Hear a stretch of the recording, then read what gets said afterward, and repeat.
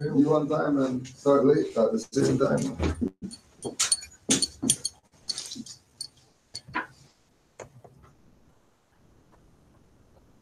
Islam Moors. Just rising to our honors. Face the east. 5 on the left, 2 on the right.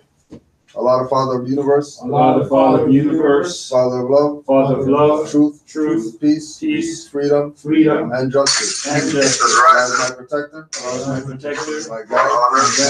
And my salvation. 5 on the left, 2 on the right. And by day, Allah, the Father of the universe. Allah, the Father of the universe. Father of love. Father of love. Truth. Peace. Freedom. And justice. Allah is my protector. My guide. Back.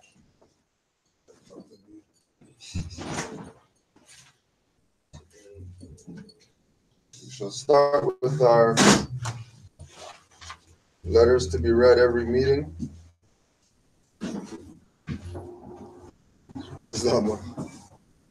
I hereby inform all members that they must put an end to all radical, agitating speeches while at work, in their homes, or on the streets. We are for peace and not destruction. Stop flashing your cards at Europeans. It causes confusion. Remember, your card is for your salvation. Failure to obey these orders will be of severe consequence. We are for love, truth, peace, freedom, and when these principles are violated, justice must then take its course. Any member or group of members who hold malicious feelings toward the temple or the prophet or violate the divine covenant of the Moorish movement will receive their reward from Allah for their unjust deeds. All true Moors will and must obey the law as laid down to them by their prophet. If they lose confidence in their prophet, they should turn in their card and button, cease wearing their turban and fez, and return to the state where I, the prophet, found you. This is a holy and divine movement founded by the prophet Noble Drew Ali. And if the prophet is not right, the temple is not right. The prophet, therefore, is sending out a divine plea to all Moorish Americans that they do their part in protecting their prophet and the temple.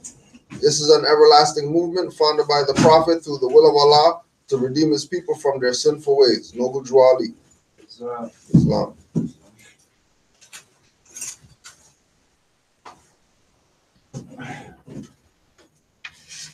To be proclaimed in every meeting. I am glad to know that I have a few faithful Moors among you all, and I desire for them to know the truth and the divine truth. There is a host of jealousy about me and the movement now by the same people of our side of the nation that claim I was only a joke and unreal. But now, since they have found out from the government officials and the nations of the earth that this is the only sole foundation that all Asiatics must depend upon for their earthly salvation as American citizens, they are working every scheme that they can to disqualify me so they may take charge of the situation. I have notified all these things to you long ago in the past. It is through the faithful Moors that attribute to the movement and uplifting funds. The ones that paid their divine respect to me and the movement will be remembered. That is why I am calling upon all faithful Moors to increase their faithfulness to me, your prophet, and your divine Moorish movement. I need finance and I need it badly. Never before have I needed finance so badly as I do at present, so I can shove aside the discord that is facing the nation. It all comes through jealousy because of my fame and nobility. The nations of the world will not recognize the movement without I, the prophet, being head.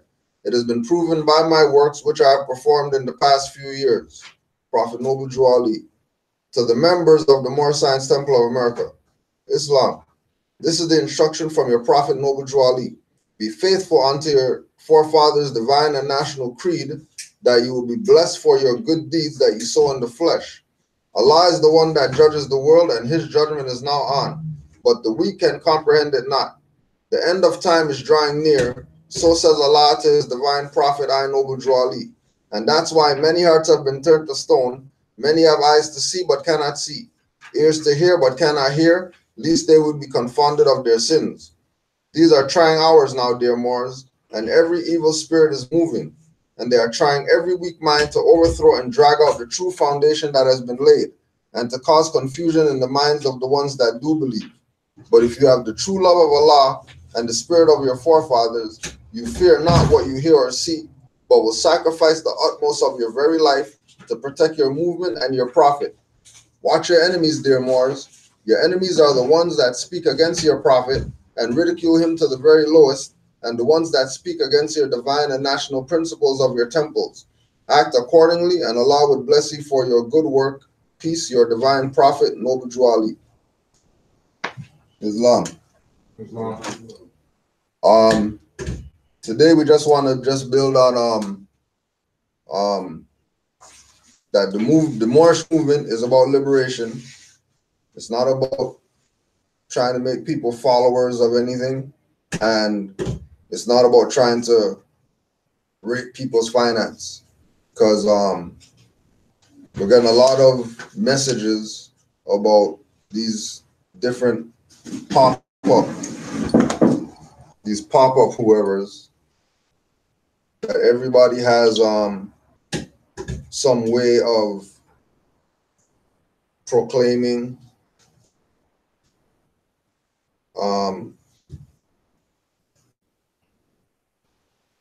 they have some format that you should be following their format or whatever, because they're the ones that brought something to save the people. And then when you check their reference points, they're constantly using things off of RB They're constantly using Taj Tweet Bay as a reference point and all that. But when it comes down to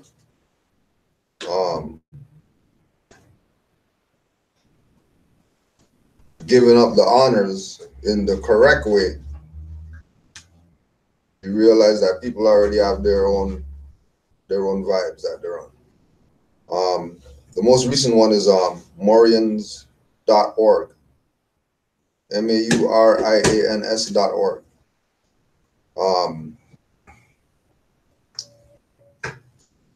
They have the proclamation up there. They have different RV Bay things up there. Now, the things that they took off RV Bay are put up there for use, right? They acknowledge that it came from there.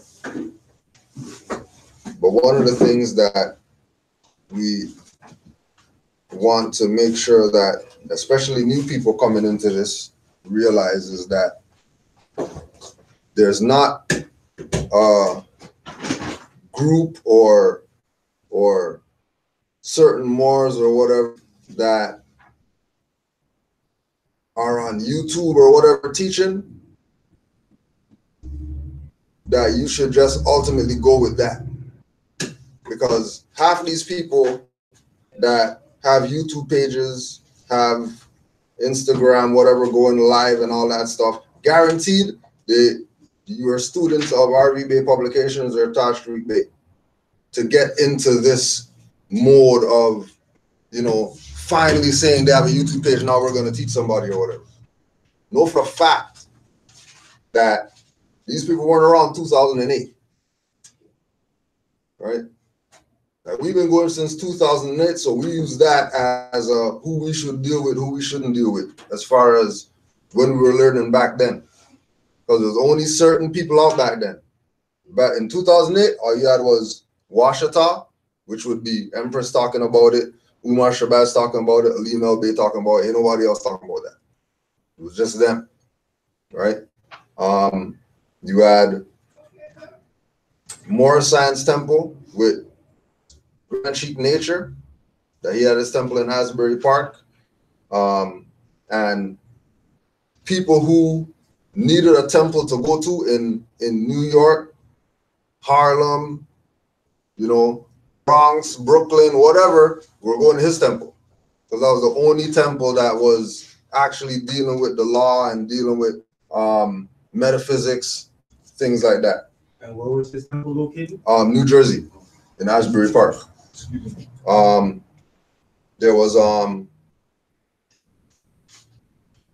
course RV Bay Publications, and at that time that was just the website to go to. There was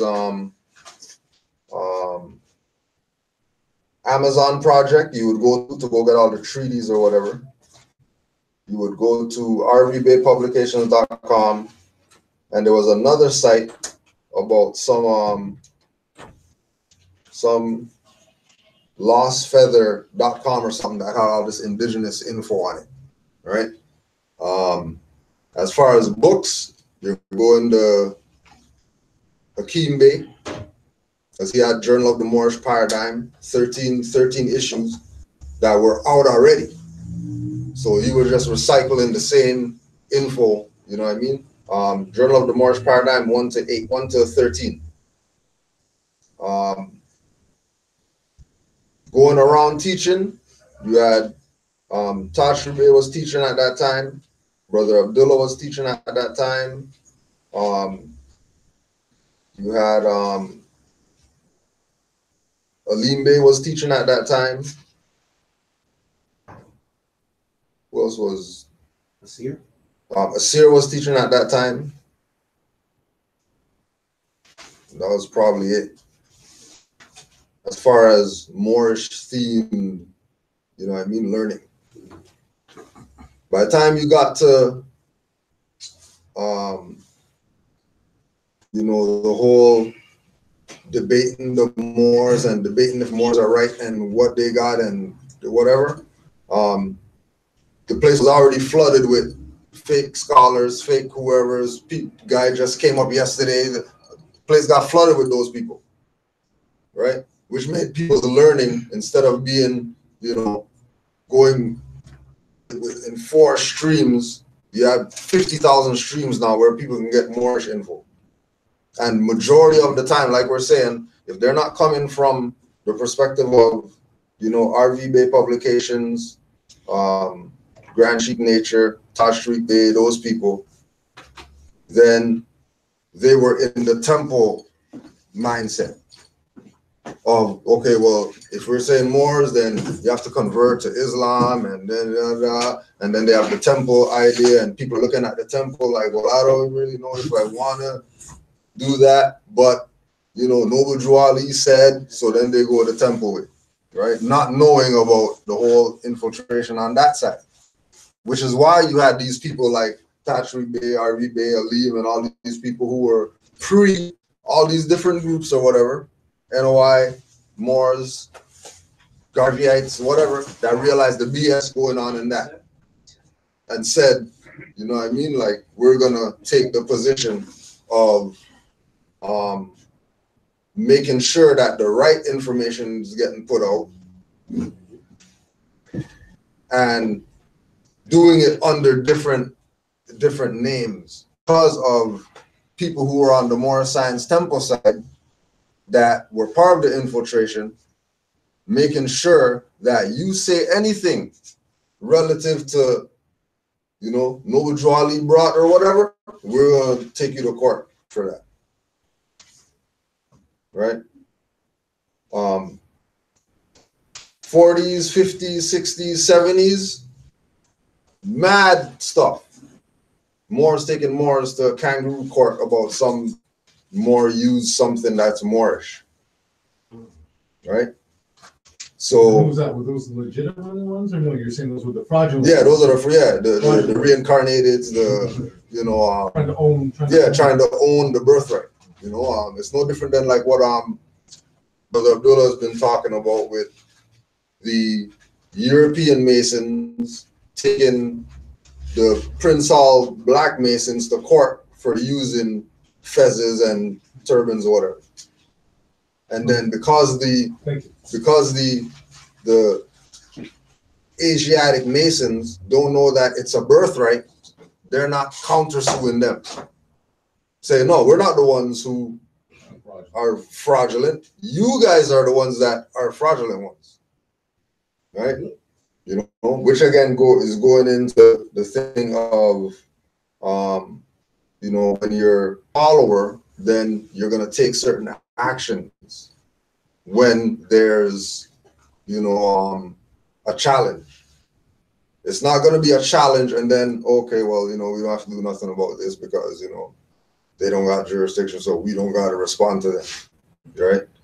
You know, and also dealing with the actual freedom that we're seeking is really going to come from each individual realizing what the freedom is for themselves. Every individual coming to their own, what does having a nationality, being a Moor, standing up to these people, what is that doing for me? What am I getting out of that exercise of coming back into what it is, or coming back into where we left, right? Whether it was knowingly, unknowingly, somebody tricked us or whatever, we're getting back into a certain frequency with the universe that, you know, if all the minds are in the same place, then this stuff happen just like that, right? And again, it comes back with each individual. So one of the most easiest ways to get out of the whole follower or whatever is to study the Quran and applying it to yourself, right? We were talking about when we were coming up here, we were talking about the Pentecostal thing and how all these people are on one mindset with regard to, you know, what Omar was talking about was this thing that he went to, and there's 100 people there, $20 a head, and it's not even a issue of should they, shouldn't they, well, I don't know, you know what I mean? He was at the door, thought it was just a walk-in, and they got him for 20 just because, right? Like, that's how everybody's on it like that, because all those people have to be down with the 20, and then they have a Mother's Day coming thing that's 50, and they're already letting everybody know that it's 50, and then they expect them to show their support and all that, and all those people are going to show their support just because they're all in one place here. They're not all scattered, or, well, you know, yeah, we're the Pentecostal, but then, you know, we're going to go over here and do some whatever and fund that stuff, and then go over here and fund that stuff. All their funds is going to one thing. You know, yeah, they got to go to the grocery and they got to buy milk, bread, whatever like that. That money there has nothing to do with Jesus, his stuff, right? Like, they're not even mixing it. Jesus is going to get his, regardless of what, whether it's for Valentine, for Christmas, for Easter, for whatever. It might not even have to do with Christianity or whatever. But as soon as church says, hey, we're going to do or whatever, all those people are going to put their money in the thing. Oh yeah, did you put the Quran in the envelope? No, because they never. Oh, they never did a collection. Okay. No, because I realized they took the collection at a $20. Oh, right. Then when I realized, I found out afterwards, the food, but obviously they're there and they're paying for the food was all donated. Yeah. To the members. So then they're making, not only did they make the 4,000, 5,000 from the 250 people that were there, they also made all the money from the food. From the food too. So you're looking at probably coming out of that one evening, a little $6,500 or something like that. One evening. On one little evening to celebrate their 17th year, whatever. Yeah. Right? Got office, church, whatever, all that kind of stuff. Office, you know, couple offices, secretary thing, all that set up. Yeah. It's on Morningside, just down the block from you. Yeah. Victoria, World Victoria Industry Ministries. Right there. Industry Ministries. Not industry, it might not be industry ministries, but something. Right. So looking at that, the drive that they have is what we're looking at. We're not looking at their followers of the Pentecostal or whatever. Right? No, it was, I counted, when I first counted, there was 100 people in there, 85 of them were women. All right, so there's the other part of it. Women. And then when it got up to the 250, the men were like, there might have been 25 men in there out of 250 people. Right, so they still have the Shemitah over the Moabites. Right? Crazy. And there wasn't one European in there. Yeah. Not one. Right, but you had a big guy on a cross there that was a European. They didn't have that one. No, they didn't have that one. What did they have up there? What we were realizing is one of the New Age Christian Science thing. You know, the science of it, not that. Oh, so that's not even a church like that. Yeah. Right. Yeah. That's what we realized too.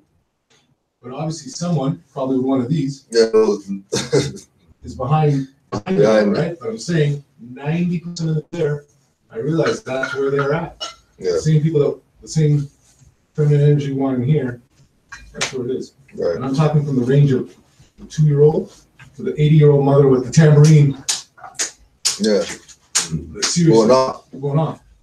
Praise the Lord. Master at the tambourine. Give me a witness, all this stuff. Went on for 3 hours. Great. 3 hours. No, actually 3 hours I thought that's what they said, and then it went on for an extra half. You know how they, things go over, right? Yeah. Crazy. All right. Chapter 2. Elihu said to Mary and Elizabeth, "You may esteem yourselves thrice blessed, for you are chosen mothers of long-promised sons, who are ordained to lay a solid rock and sure foundation stone on which the temple of the perfect man shall rest, a temple that shall never be destroyed. We measure time by cycles, and the gate to every age we deem a milestone in the journey of the race. An age had passed. The gate onto another age flies open at the age touch of time. This is the preparation age of soul, the kingdom of Emmanuel, of Allah. And these your sons will be the first to tell the news and teach the gospel of goodwill to men and peace on earth, a mighty work of theirs, for carnal men want not the light, and they love the dark. And when the light shines in the dark, they comprehend it not. We call these sons revealers of the light, but they must have the light before they can receive the light. You must teach your sons and set their souls on fire with love and holy zeal, and make them conscious of their missions to the sons of men." So every individual is not supposed to be a follower. Every individual is supposed to be a revealer of the light. But in order to reveal the light, you must have the light. And having the light is what Noble Drew Ali brought us, the marvelous light. That we're supposed to have that light, and we're supposed to be a lighthouse for everybody else who's in darkness. But that is not going to happen if the people aren't taking it on themselves to recognize what it is about the birthright that connects them to this so strongly. People think it's some guy said something, oh yeah, so it triggered something in my mind that made me interested in this. Oh yeah, I was watching that lady and she said this so eloquently that I was No, this has always been the path. Once we get to this level of recognizing about nationality and birthrights, and that we're Moors, and we know that we're not Negro, black, colored, and all that, we're taking steps in a direction that, a lot of our people haven't made steps in that direction in generations. We deal with that right now with our people right now, that we tell them, you know that we're Moors, especially family or whatever, and they're beating you down that they have nothing to do with this. They have nothing to do with this. Oh no, that's some Islamic whatever, that's sovereign citizen whatever like that. They go wherever it is that their lack of knowledge about this leads them to find a reason to say nah, not this. We were dealing with the whole issue of getting people in when we were doing this program at a school. And one of the teachers said straight, like, you don't have to beg nobody to come to this. Like, whoever wants this, they're gonna come to it. That's just what it is, right?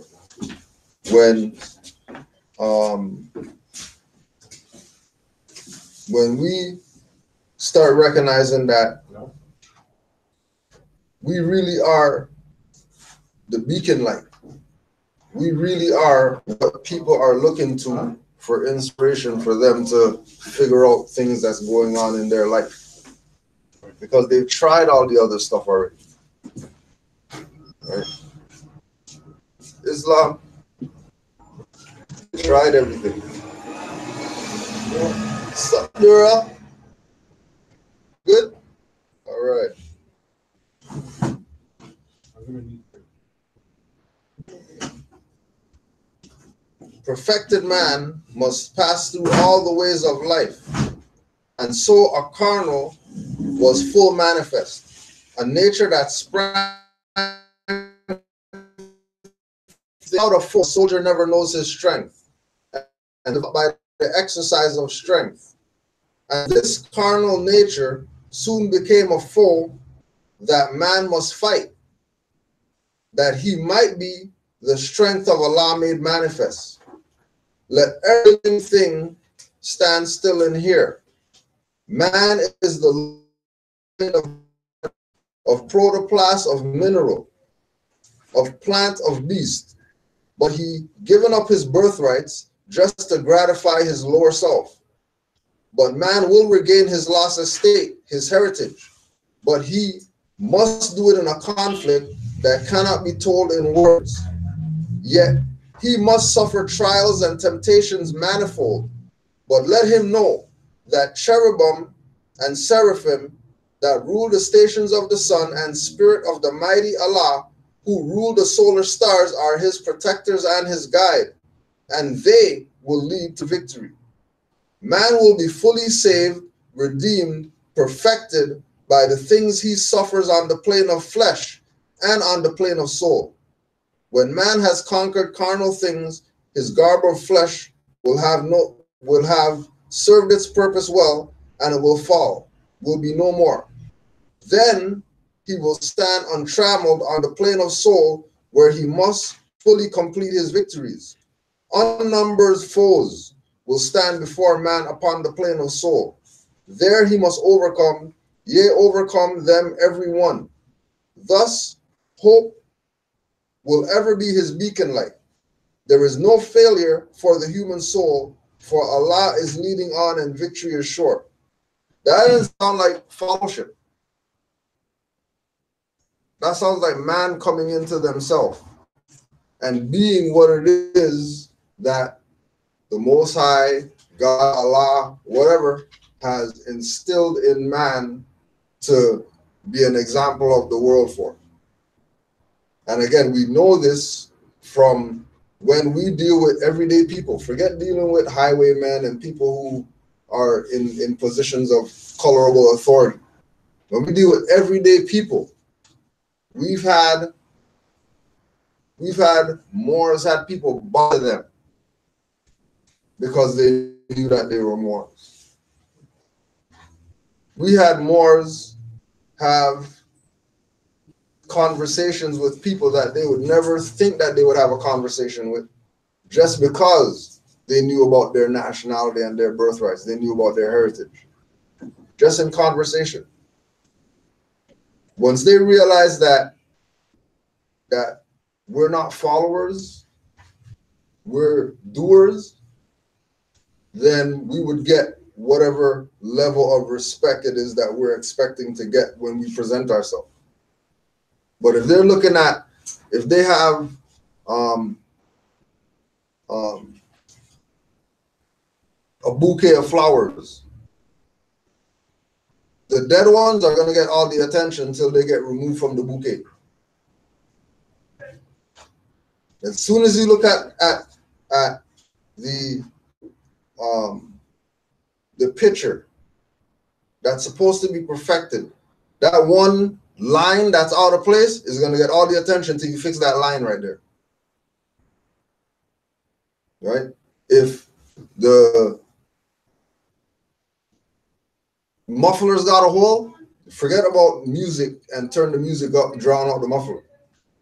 Just fix the muffler. Right? We have a divine opportunity when we look at what it is that Noble Drew Ali presented 100 years ago And then we're actually living manifestations of that 100 years later. 100 years later, we're living manifested of something from 100 years ago that people thought was out of circulation. And, this is only in Masonic chambers. The only time they're going to know about this is when these guys have their parade and they're walking on the street and the fezzes on, and that's all they know about what this is. And then people start going out there, turbans and fezzes or whatever, in this time, and realizing that, all the stuff that they heard that their ancestors or whatever talking about, the rise of the ancient people and the ancient people coming again, and, you are your ancestors and all this type of thing. And it's happening now, right? Yeah, it happened when we see certain people exercising their culture. But when you start talking about turbans and fezzes and saying that we're Moors and all that, that's a whole different realm as far as the world is concerned. We're coming into something that was, supposed to be extinct. That's why there's so much people out here calling themselves all this other stuff, because they have no idea about being Moors. They have no reference point toward this. Everybody who they know, everybody who they love that taught them about themselves omitted this from them. And again, followers don't find this. Only leaders find this. People who want to go pray and march up and down or whatever, they don't find this. They do everything that they can in their power, that when they see this, they go in another direction. They look at the floor, look at the sky, find something over there to talk about as soon as our stuff starts coming up, right? And again, like we know, everybody's not going to come home. Everybody's not going to see Noah building the ark and say, let me just hammer in one thing so I could get on this when whatever's going on. I don't know what's going on, but if he's building that thing, let me just go help a screw on to something. It's an unusual building, something's funny. Check it out. Right? Something's definitely funny. Yeah. Right?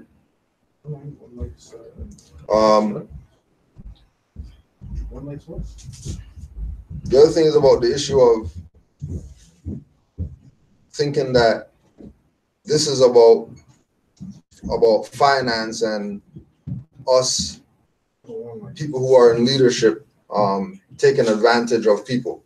So people because they've been played so much, they're reluctant to support financially, right? And then we have individuals that put it out that this is how this is done. You need to pay 40 and then you're gonna get and then you pay 80 and then you get a whatever. And if you're on the Supreme or whatever like that, you pay 250 and then we give you that and we put the seal on it with the golden stuff all over it or whatever like that to make sure that it's real, And people's mindset is if Vienna sausage costs 50 cents and apple costs $5, well, we're gonna go with the Vienna stuff because who's paying $5 if we can just have that? But they flip and have all these crazy prices for things that are useless and people pay. The things that are worth something that costs a lot, they don't pay for that. But the things that are useless to them, paper, plastic, right? Somebody sent a message about going to some lecture, class, or whatever. People who said that they have certain information, right? To go in, you have to put down something to join this whatever. After you join the thing and you put down whatever, then all the stuff that you want in there, the papers, the cards, the whatever, that you're paying for all those stuff, right? After you pay for that, Then they have the classes now. That the class is broken down in, if you want the basic or whatever, and then if you want the advanced, and then there's price difference in that. They're saying that, well, if they're providing something for learning, right? If they are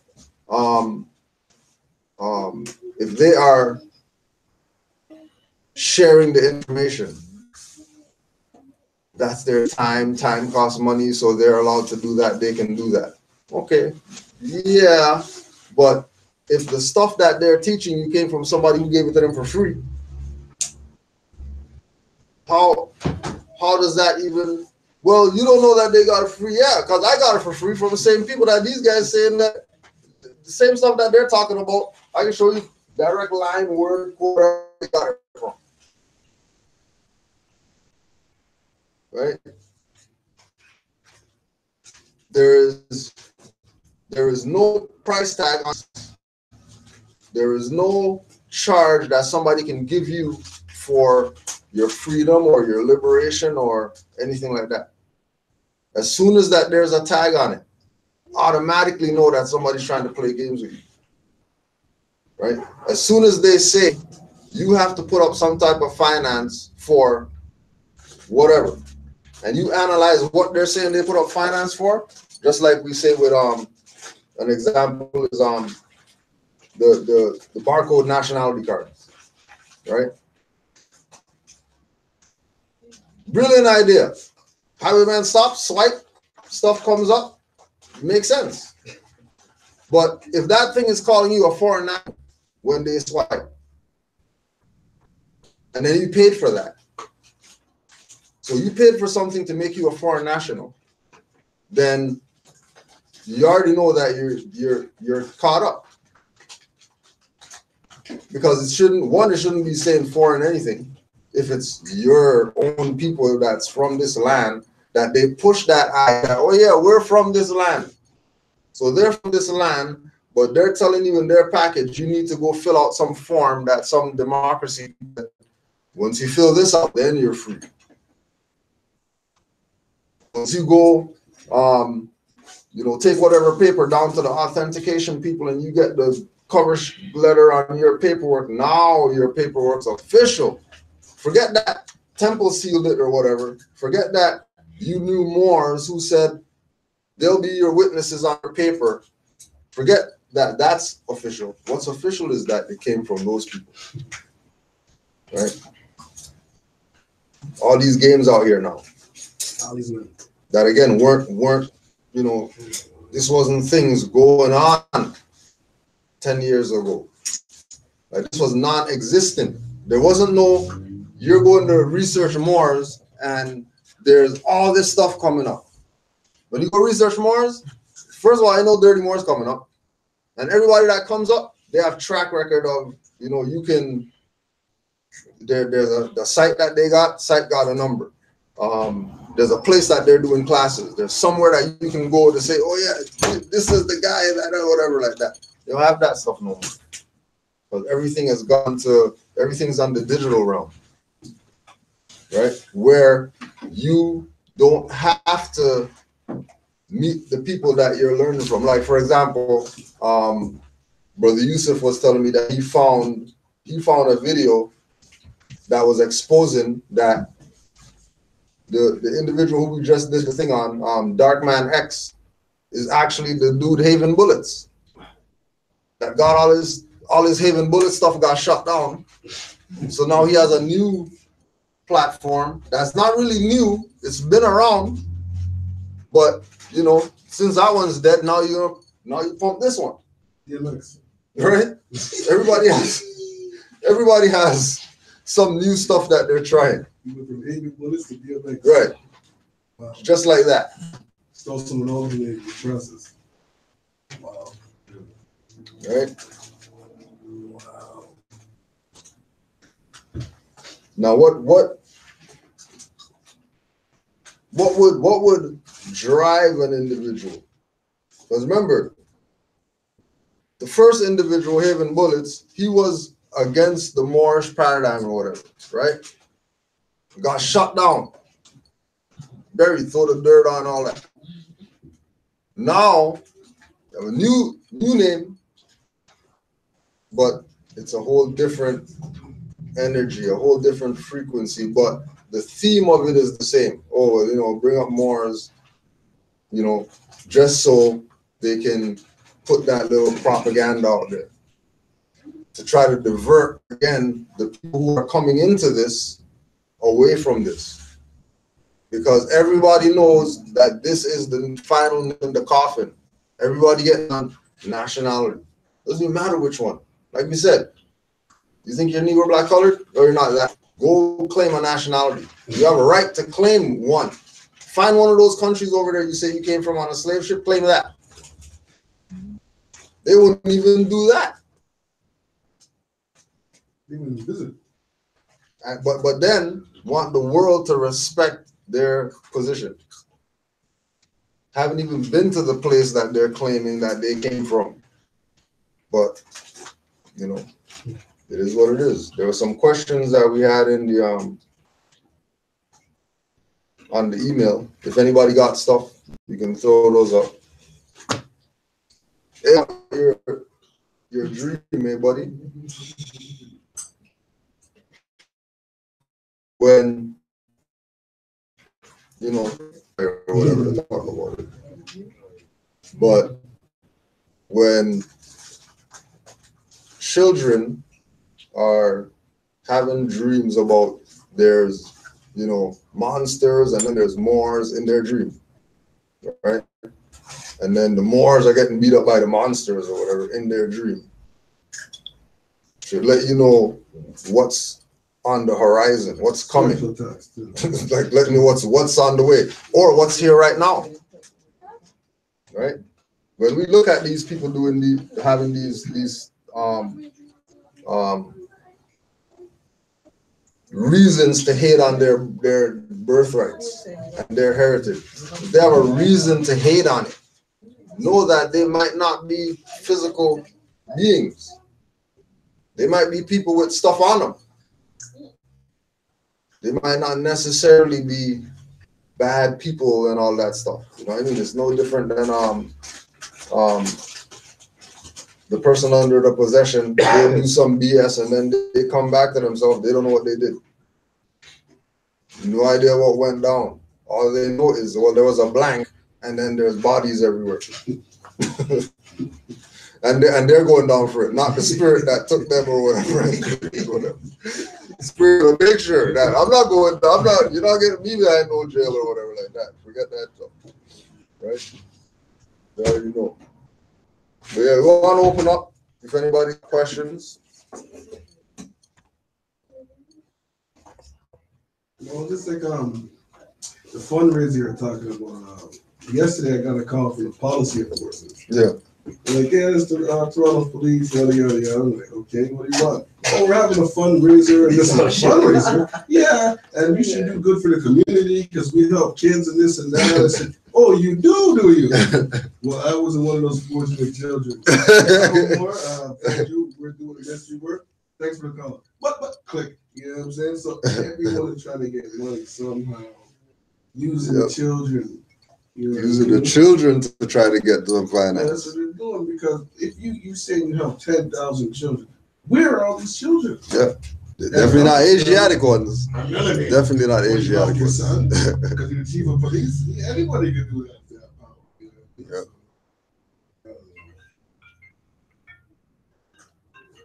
All these these guys are getting on my nerves, man. Well, they are now. I haven't seen nothing in a while. I was like, oh, yeah, bring it up, yo. Bring it all up. Your boy Cool Joe had to get nationalized 4 times. And I was like, what? Listen, man. Click. Oh, what type of Moor are you? Are you this Moor, that Moor? And they start deleting all these people because I don't have energy to argue with these type. If you don't know being Moors is about bloodlines, then I don't know what to tell you. You know what I mean? Oh, you guys are not a real temple in Canada and all this. I'm just like, okay. So what makes a real temple? You know what I'm saying? Yeah. No answers. Well, your grand sheik is this and this and that. This. And some people say RV publications and selling fake documents and all this. I said, well, I don't understand that because I've been beating all of my cases. You know what I'm saying? Through RV Bank. And they're like, well, I paid money to get a card and I never got a card. It's just so crazy. I just got mine. So I put both of them up. You know what I mean? And then some of them are like, oh, be careful. You might get arrested using false documents and everything. I said, it's not about documents. It's about what you know. No cards. Yeah. You know what I'm saying? And then you had smart boys, obviously, that like that. But just you got these guys, right? Because the brain works towards negativity. Yeah. Right? So if I see something good, automatically my brain trying to find the negative part about it. Yeah. So then you will have guys like Tahaka Bainham that fill that void. Yeah. You get what I'm saying? And that's why it's so easy to get to be strayed, because we've been through so much bull crap that our main thing is in the hood. If it sounds too good to be true, it is. Yeah. You get what I'm saying? So now when it comes to this birthright thing, it sounds too good to be Too true. good. Yeah. You know what Yeah. I'm saying? So the brain is negative. Yeah. That's life. Right.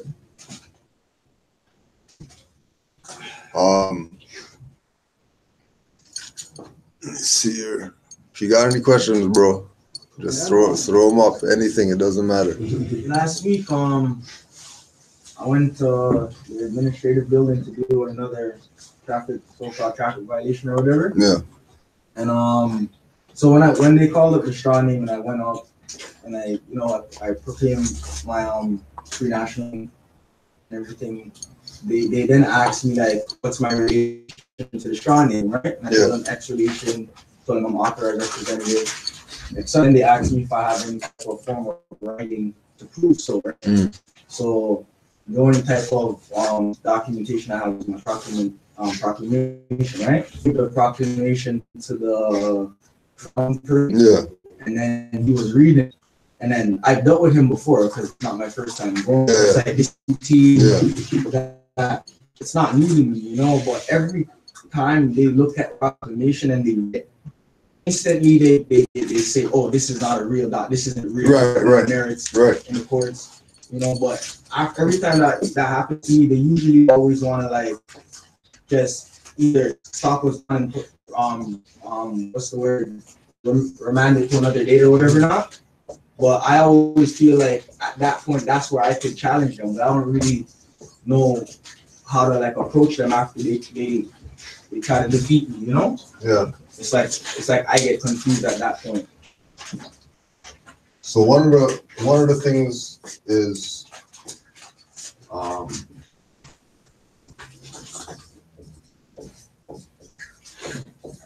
paperwork before a tribunal. So some type of affidavit in written form to them, presented to them, whatever it is, writ of discovery. Because again, you know, the difference with our learning and other people's learning that are outside of Canaanland is that we really don't have state republic here. Right? All we have here is color of law, color of authority. Right? This idea of you know, colony of the queen and all that type of stuff is all fiction. Right? That it's really this. So you say queen, okay, you guys see. Oh, so you guys call it color of law. And then see what they say. Or you go with and they'll even admit to this. Are you guys quasi court? They'll say yeah. No, so if they're quasi, then they're letting you know that they're actually doing color of law, color of authority. So what we learned in Lanre's case, we've been putting it out there for Moors to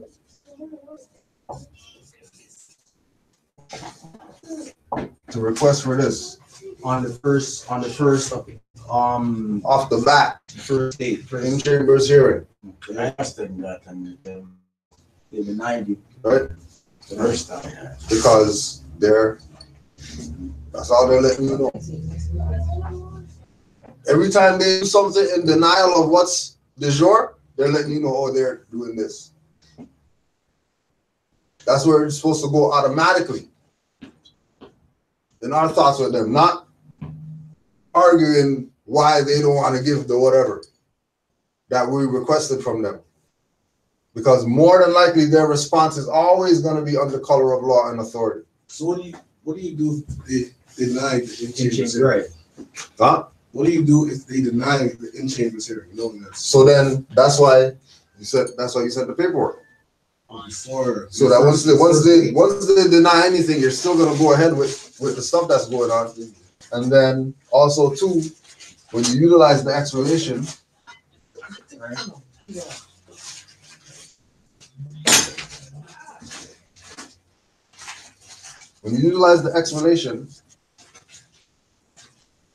this is mainly to keep them from ex parteing. So like with with Landry's situation, right? He was already in the jurisdiction as El Bay. He wasn't in the jurisdiction as Straw, because the license they were trying to put on him was expired and suspended. So they had to go on what he presented them as who he is, because they didn't have nothing else to use, right? So so we were able to see that being in there in proper status is gonna give them little less leeway with you. But just the fact that you're going in there, whether paperwork's in there or not, the fact that you're going up there and you're not doing the theme, like what they would do when Negro goes in there, you're changing up the whole thing. Right. Automatically, you have them like this in there. You know? They always, the vibe changes instantly. Yo, right? Every single time. You never knew wall stuffing up and all that type of stuff, because people want to know what's going on. Right? It's always going to be like that. And again, because it's under color of law and authority, when they say, charge, and it's not free national name, they charge some all caps or whatever. Oh, that you got to go home after? Okay. Perfect. Right? As far as out here, because all they want to do is have on their books that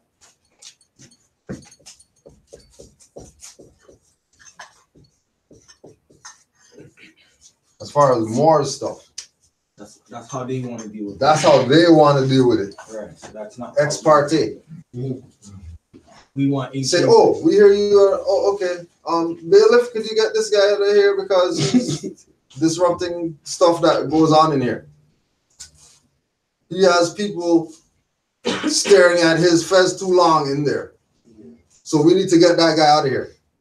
But then they're still going to go ahead with it after they kick you out, because Moors didn't utilize ex relation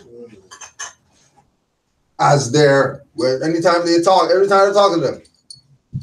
Free national name, ex relation, straw name. No, but what's your name? Free national name, ex relation, straw name. Okay. Ex relation, they always try to question ex relation.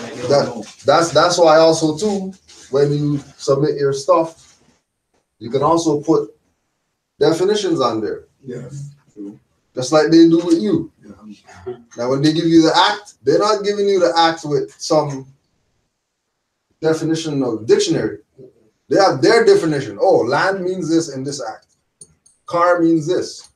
Person means this. Agent means this. Whatever means this, so that you know when you're reading this, only these definitions apply to this. Right? And again, it's all part of the what Drawley said, that the fire is going to even touch some of the good Moors' coattails. What does that mean? That not because we know that we're exempt from getting burned, Right? Like we could get it too. Don't get it caught up that because we say, yeah, Morris says we're back. You guys are just gonna yield. Like, oh shit. Like, oh my God, pack up the stuff. You know what I mean? They're not packing up. Right? That's gonna make them try to stay more. You know? And again we stick strict to that point of if you go there, you got to go home. I don't care what they did, how the stuff went down or whatever like that. You got to go home? All right.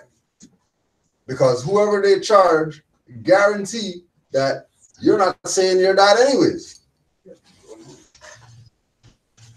That's like the like we would even say that's like the Yasun rules.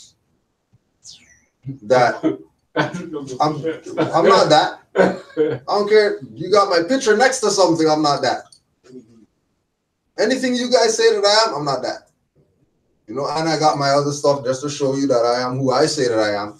If they wanna, you know what I mean, press the issue. Oh, no, that's not who you are, or whatever. But again, like even again with Brother Yasun, like he's on the relationship with them now that they know. Hey, Yasun, how you doing or whatever like that, you know. So they already know you can't ask for license, you can't ask for forgiveness, you can't ask for insurance, you can't ask for the stuff, you can't ask for none of that. Because we have enough interaction that you know that when you stop me, you're not getting nothing.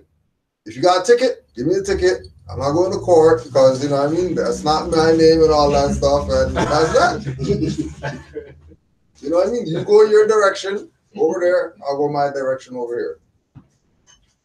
So he just rips up the tickets? So what? He doesn't even go to no stuff So that because he's What's that? because he's not that.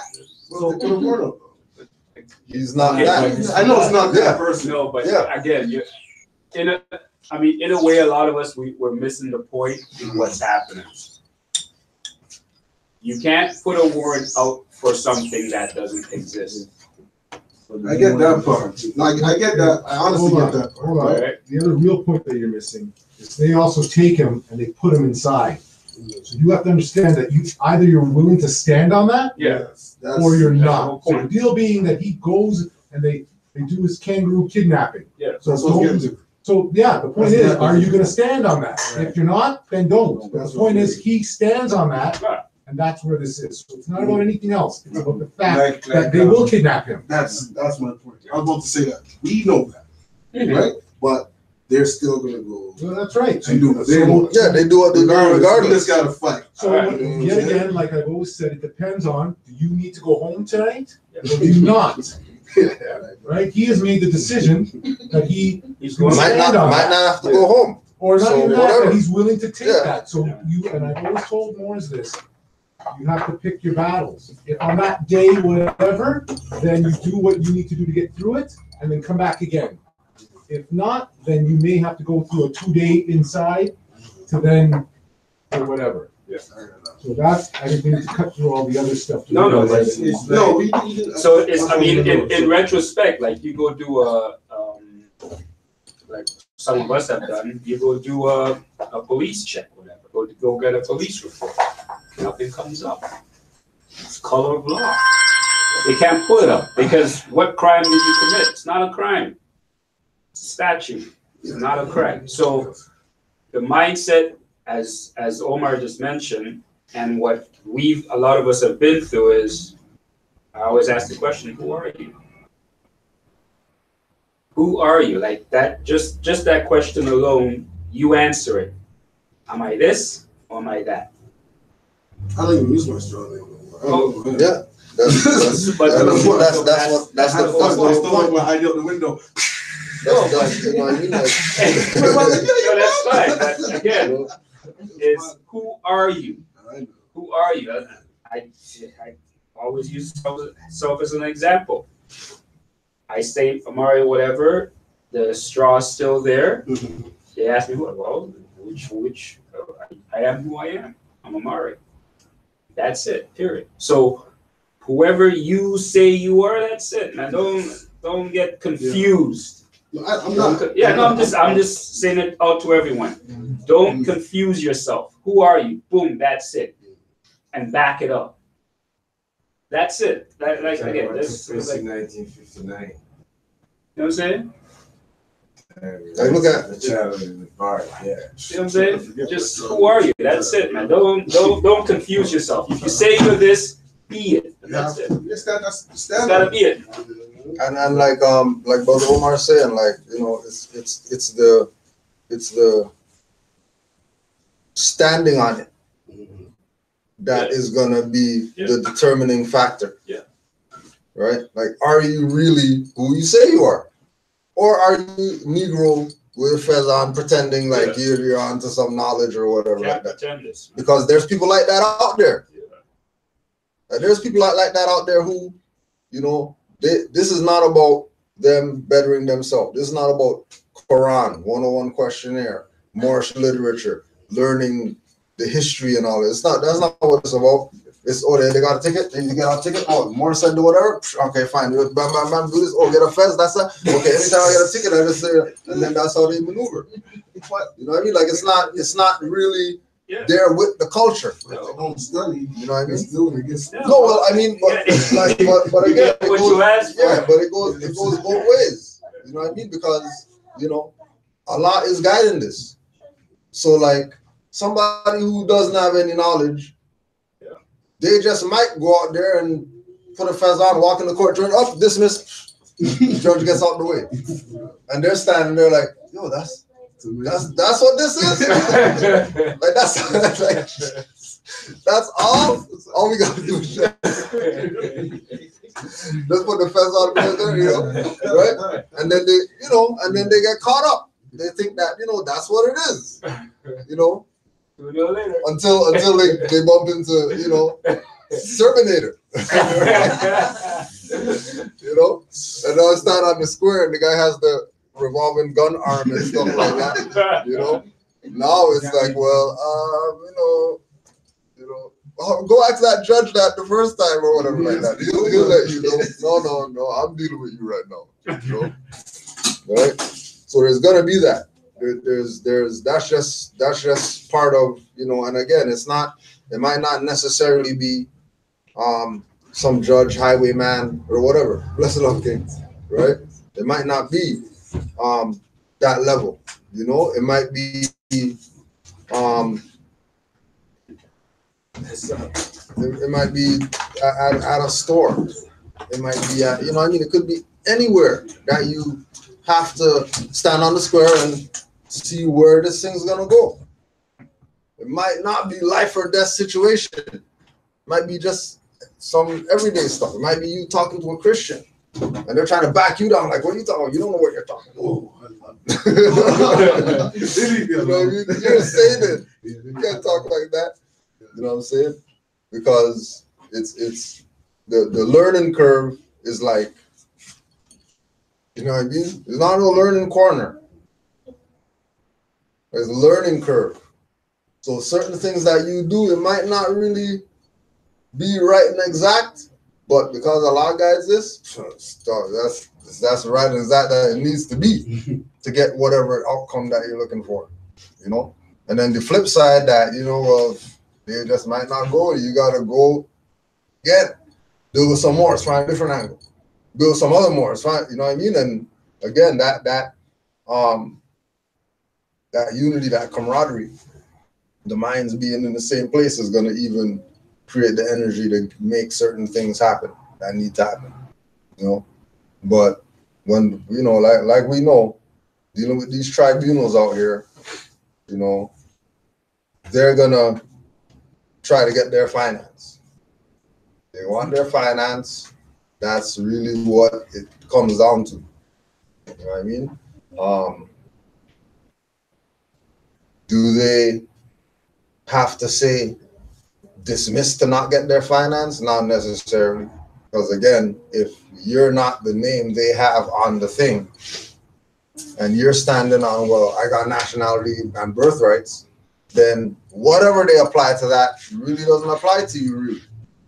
You know what I mean? But again, if it's a thing of, you know, like when people say the thing with authorized representative without putting X relation, right? Like if you're authorized representative, then now you're liable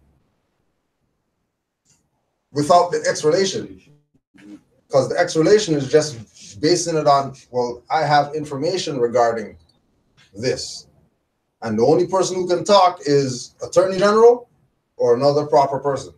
Well, I'm not the Attorney General, but I'm a proper person. Well, there's a definition right there, so I got a right to speak on matters with regard to this. But I'm not taking responsibility for nothing that you put on him. No different than the lawyer. The lawyer gets hired by somebody, and they get the chair. The lawyer's not going to the chair too or whatever. Yeah, but he ends up being the authorized representative, though. Yeah, but he's not going to. But he's not taking No, but I'm saying that the principle is that he's still from on that other perspective, he's still being the authorized representative and can put you in the chair to a certain degree or put you in life imprisonment under that authorized thing, but is then not taking any of, because he should be going with you. Right, yeah, because he's the authorized, right, yeah, he should be going. That should really be how it should be. Yeah. If you lose your lawyer and you get, because then you really see them fighting. Right. No, to add to your point there, that's why when the judge asks, like for instance, when you get sentenced and you're going to prison, whatever, when the judge says any last words, right, and you don't say anything, what you should be doing right there is saying, listen, I fired this guy, let's start this again. What are your last words? Because you're agreeing to what the judge just said. This is why the lawyer just, as when he asks any last words, the lawyer just takes about an inch or so away from the, like he's moving from you because you're just about to get your ass kicked. That's what he said. Any last words? Or they might even ask, do you understand? Yeah, exactly. You understand? Yeah. You know what I mean? Life. Yeah. Just go watch any court movie, whatever, right? Remember, all this time the lawyer's speaking for you, the lawyer's doing everything for you, but at the end, you get to speak now? Like, come on, like you gotta, again, it's just funny, but Spirits moving that door today. The back. Yeah, so it's the window that's open. Oh, okay. Yeah, the window's open, yeah. So this if it asks any last words, have the lawyer say something. He's going to jail. He ain't saying shit. He wants you to talk, but you're going to jail. Yeah. So somebody get the Black's Law, if you could look adverse possession, adverse claim right there.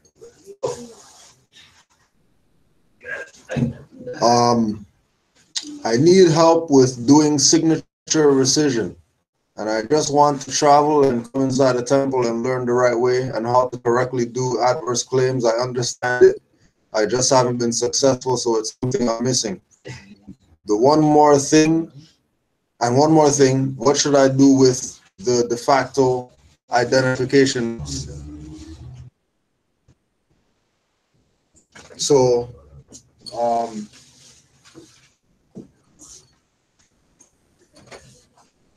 what we want people to really digest with regard to this whole idea of claiming whatever.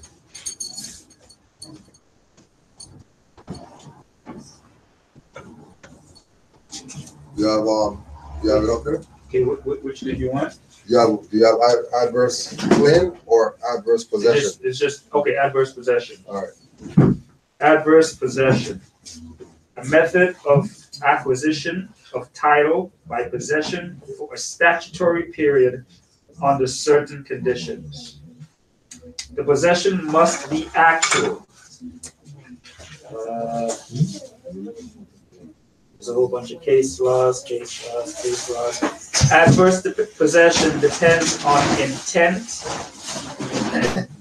of occupant to claim and hold real property in opposition to all the world. Payment of taxes alone is not sufficient in itself to establish adverse possession. I'll do it again. Yeah, one second. All right, yeah, go again one more time. All right, so Morris, A method of acquisition of title by possession for statutory, thank you, period under certain conditions. The possession must be actual. Adverse possession depends on intent of occupant to claim and hold real property in opposition to all the world. Payment of taxes alone is not sufficient in establishing adverse possession. Now what about adverse? Adverse, opposed, contrary, in resistance or opposition to a claim, application, or proceeding. Having opposing interest, having interest for the preservation of which opposition is essential. As to adverse claim, enjoyment, user, verdict, witness. See these titles. See those titles. So, right? So when you're talking about adverse claims, keep in mind that your position is trying to hold the property in opposition to all the world. All the world would be the different jurisdictions that might also have a claim on that property. So before you even talk about, oh wow, that building's been abandoned for 50 years, let's go get that building, right? You want to go to all the world first and see who has a claim on it. And this is where people get caught up in that, is that they don't go do that. They just see that it's abandoned. They don't see that it's abandoned, so that they have to go check just to make sure. Because you're gonna have situations where you go claim and then you start, you know what I mean? And then after you soup it up, now they come take it. And then now they're renting it. When really you're supposed to be doing that first. Yeah. Because guarantee, if you go check whatever record it is that pulls that property as, you know, a filing or a listing of some property, guarantee when you check, they'll let you know if it's abandoned, how long it's been abandoned, who abandoned it last, is there taxes on it, certain things. If it's abandoned but there's taxes on it, then somebody has a claim. And then again, if it has taxes on it, now you're talking about the real guys who you don't want to deal with, because they don't play with their fiat. CRA, IRS, those people, they don't play with their losing their fiat. They're getting theirs. Even if CIBC, whoever like that, is not getting theirs, the tax people, they don't play around with their stuff, right? So as you know, and again, in the jurisdiction here, there ain't no such thing as no adverse possession here, right? Because majority of the stuff, even the abandoned stuff, people have claims on already, right? So you're not just going and claiming it. You're gonna have to go through and see who, and then contact those people. They'll tell you, you know, 50 billion for abandoned whatever, right? Like we're saying, if people are paying $1,500 for a 1-bedroom in Toronto right now, right? All this adverse claim and claim properties and stuff like that, these people aren't going to be lax when you start saying you're going to be claiming stuff out here, because we know that out here the idea of being a landlord is huge business here.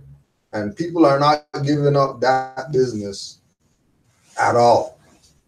Have the rundown stuff with their sign still on it or whatever, like that sign in the front. 20 years that never sold. But they're keeping that as abandoned as it is. Right? You had something, Omar? Just letting people know that we're going to be starting up trying to supply, having some catering here for the classes every week, and it started today with some wraps back here, vegetarian wraps, so 3 for $1, 2 for $5. Yeah. $2 for one. $2 for 1, 2 for $5, and it'll continue to, as we continue to implement, there will be more stuff, and we are, I guess, trying to bring some, well, first of all, sort of start feeding ourselves, so to speak, rather than giving this European all of our finance. So we've got, as I said, vegetable wraps in the back here, 1 for 3, 2 for $5. Yeah, 5 principles catering. Right. 5 Principles Catering. Make sure you go to the 5 Principles Cuisines 5 Principal Cuisines tutorials on YouTube. If you want to get your vegetarian, vegan chef stuff on. All right.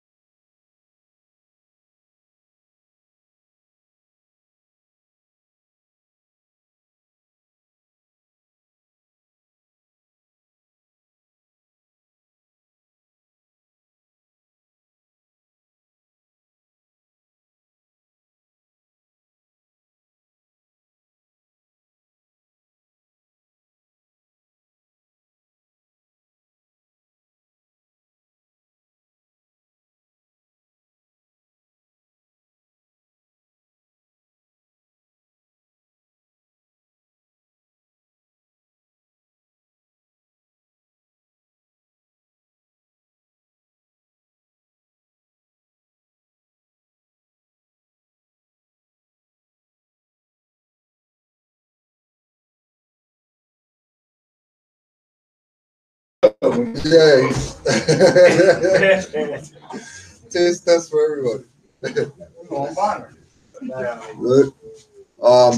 So you could send in a writ, you could send in an affidavit. Writ of rescission,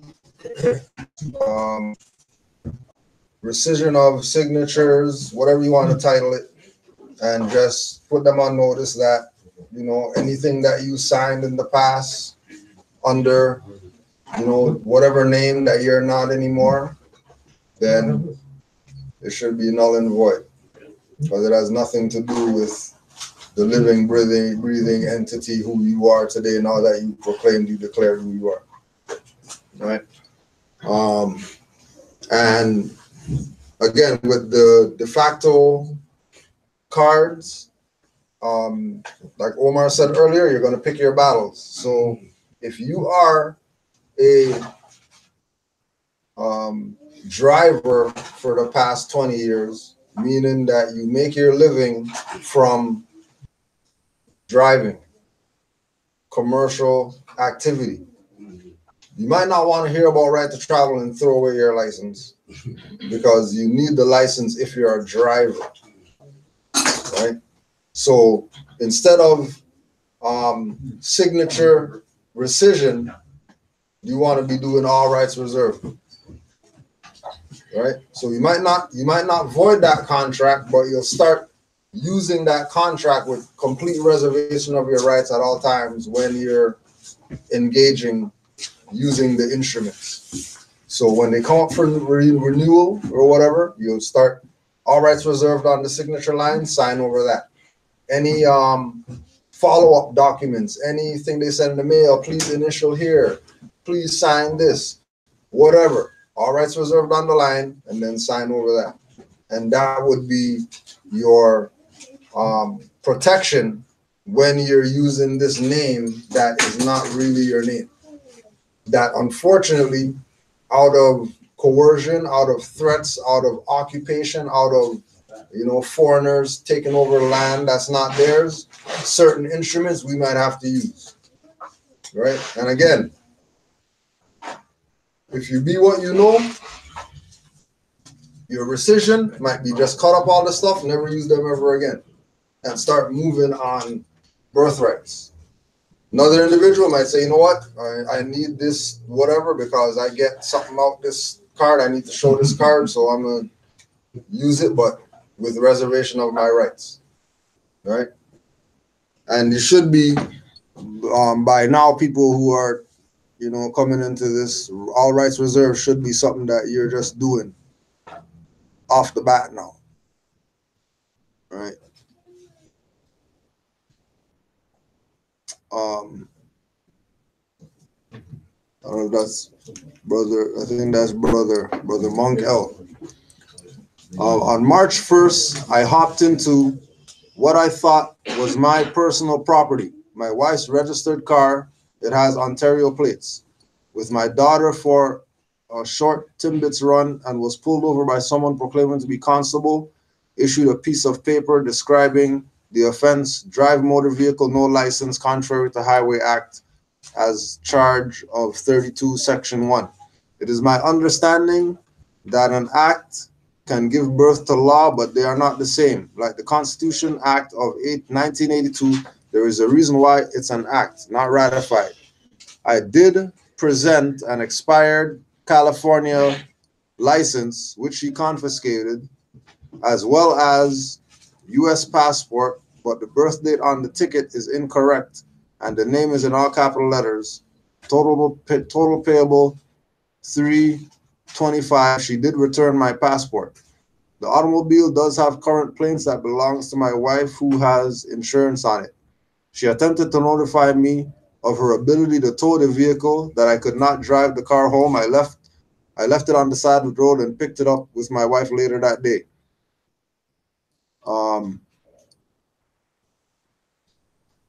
I would be in Toronto to discuss this further, as I would like to know more about the Constitution Act and it not being ratified by the people. More importantly, Article 11 of Articles of Confederation is still in effect.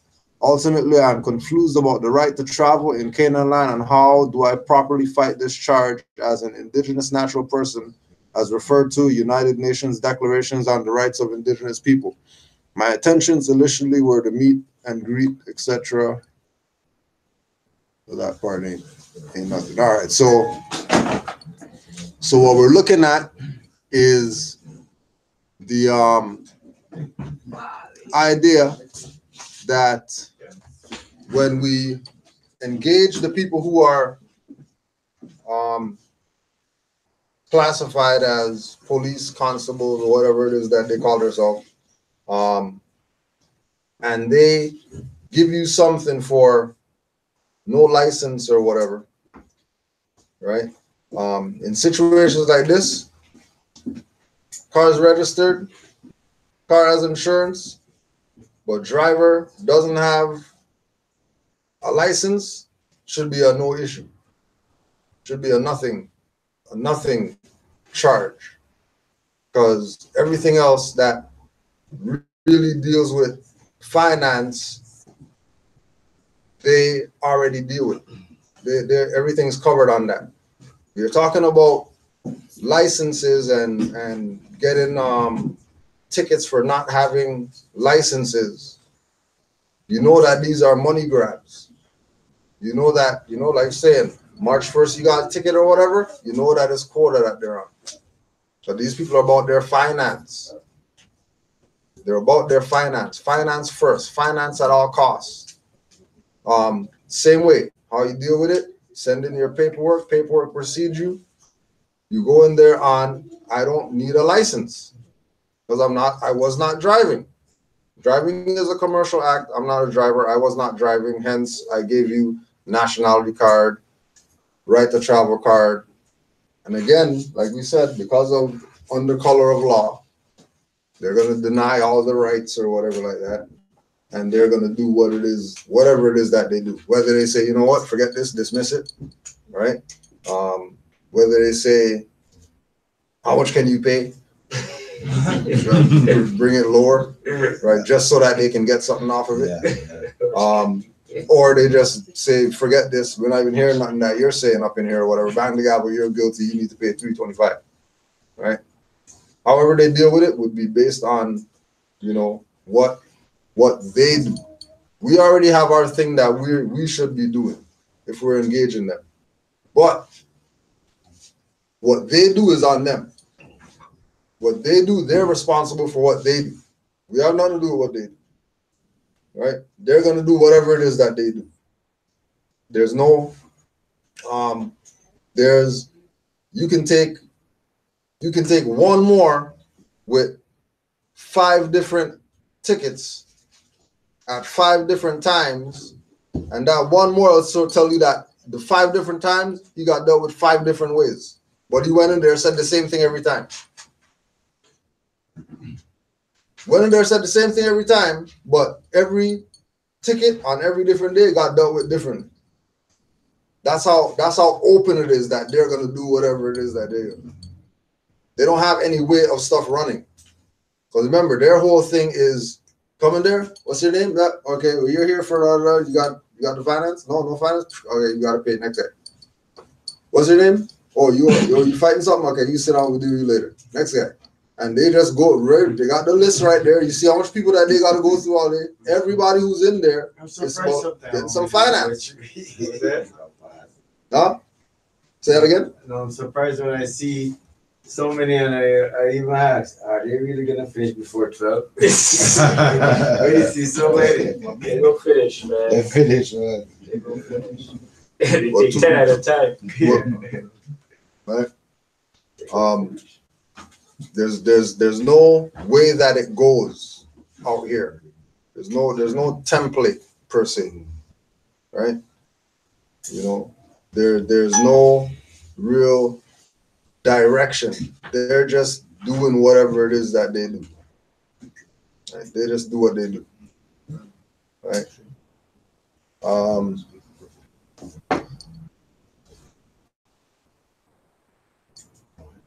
The whole concept of right to travel in Canaanland. There's no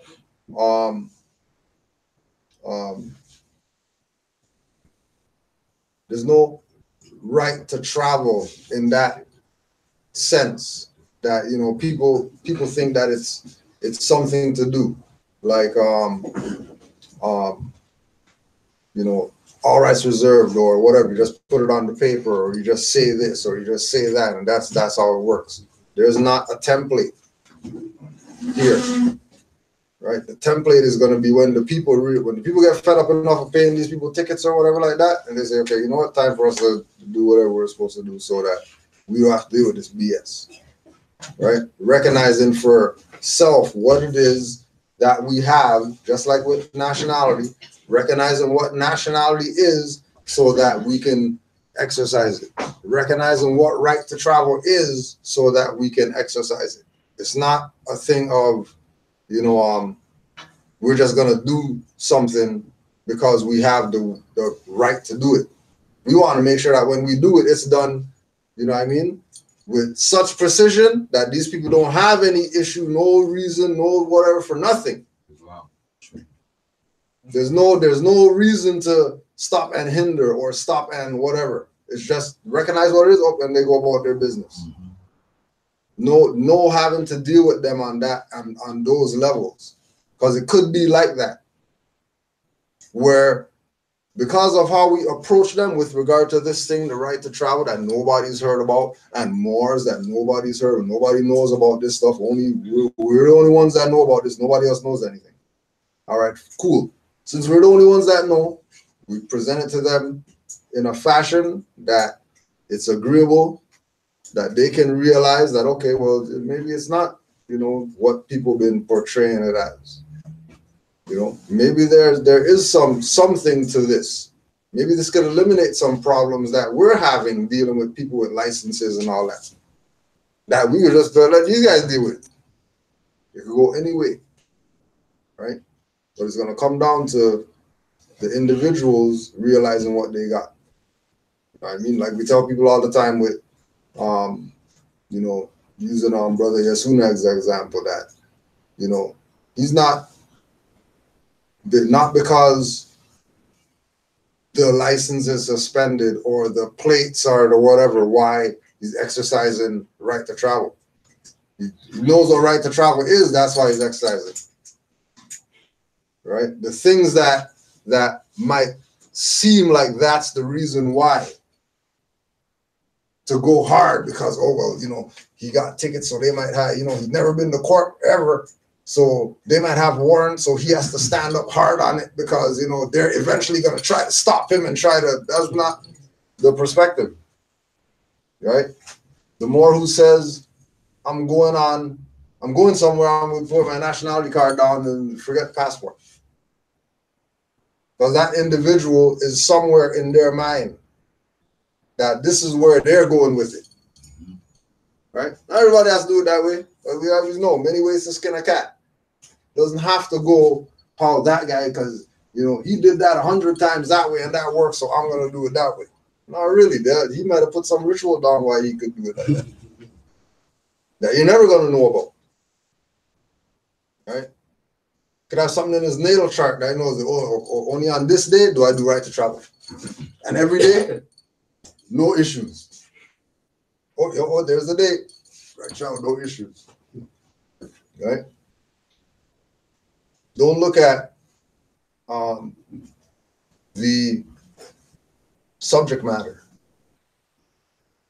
right? Just like when we deal with the tribunals, look at it's about status. It's not about what they say in there and whatever, because they're under color. So what is it that you did? What is it that you know that had them say, oh, you know what, we're gonna take an intermission. And they don't come back for an hour. And then when they come back in an hour, they do, two call-ups and then they say lunch. And then 5 to 4, they're calling you up. Well, yeah, now it's time to go and all that stuff. Oh, sorry, I'll come back next week. Then you come back next week and then they do the stuff over again. Eventually you have to realize, okay, maybe I got these guys on the wall. And they're just, and that's how they go around the room, on the wall. They don't go, they're not even going in there. As soon as they go in there, you got them. So they have to put up the front that, it's about what we say. We said, come back next week, and he came back next week. So that means that they're listening to what it is.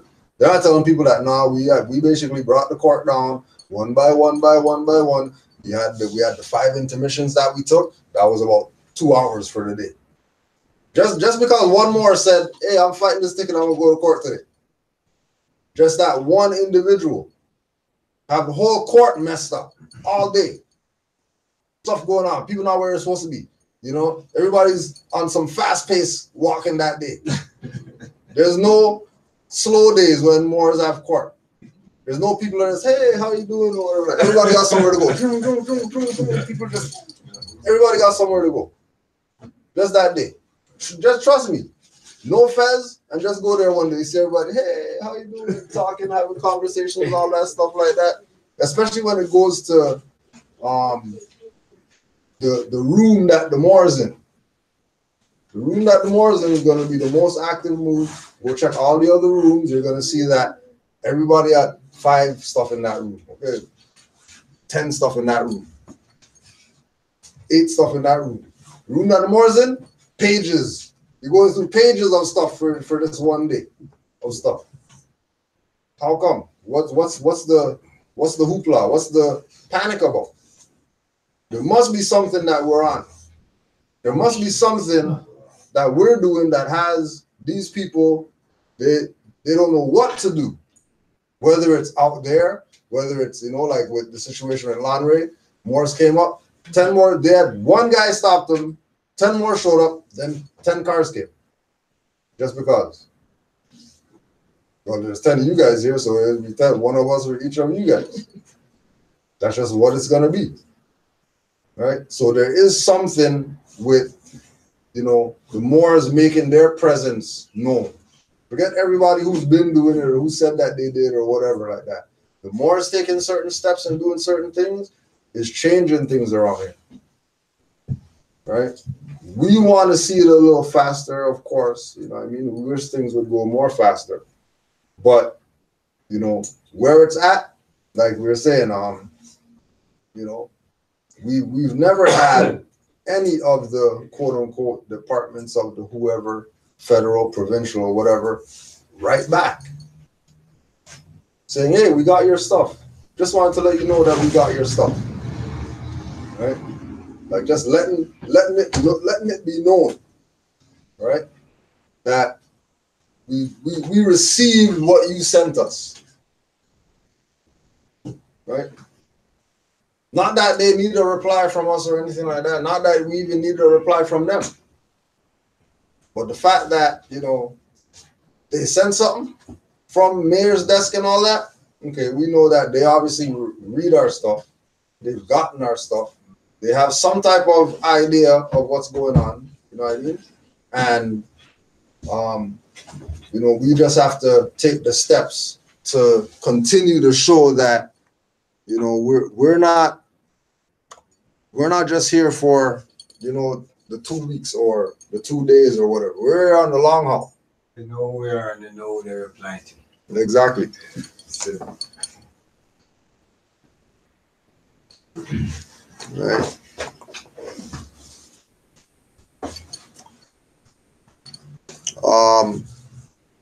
We also want to put out, don't forget, next weekend, we're going to be in Montreal. We have our Equinox celebration going on in Montreal. Friday and Saturday. Friday 16th, Saturday 17th, we have the lecture at the community center for information for anybody near Montreal, Ottawa, surrounding areas. 514-297-4963. 514-297-4963. Speak with Brother Jed L. And you can get all the information with regard to the festivities on Saturday, March 16th and March 17th. Another thing that was brought up was this punk rock, this Islamic punk rock documentary. Brother Izzy put me on to this, and this was very telling of, how much our people love to neglect stuff.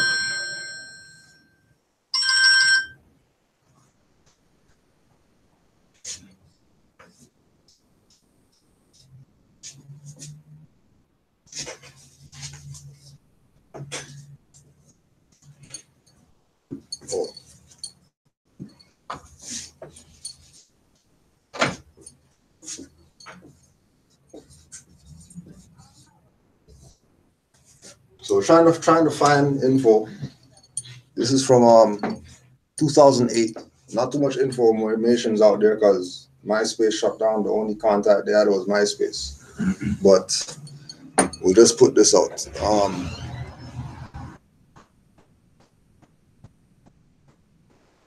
2008. The new band, Noble Drew. I've been holding out a bit. Well, I haven't updated in weeks to say life's been out of control. I played 4 shows between Lahore and Islamabad with my new band, Noble Drew. The name was chosen for many reasons, but here's one that matters to me. Noble Drew gave a national identity to the blacks in America as Moors when the government was not ready to recognize the countries of their origin. At the same time, he represents an intersection of Cherokee natives, black slaves, and Islam. It feels great to raise the flag of American Muslims in Pakistan, Lahore. What's their nationality? Pakistani. So the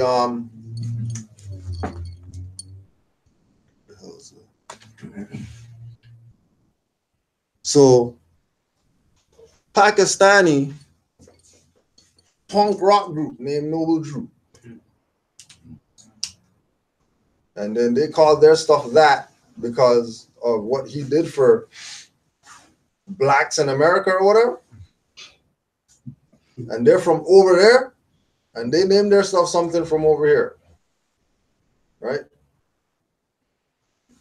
It's extremely telling of who honors the prophets and who doesn't. Right?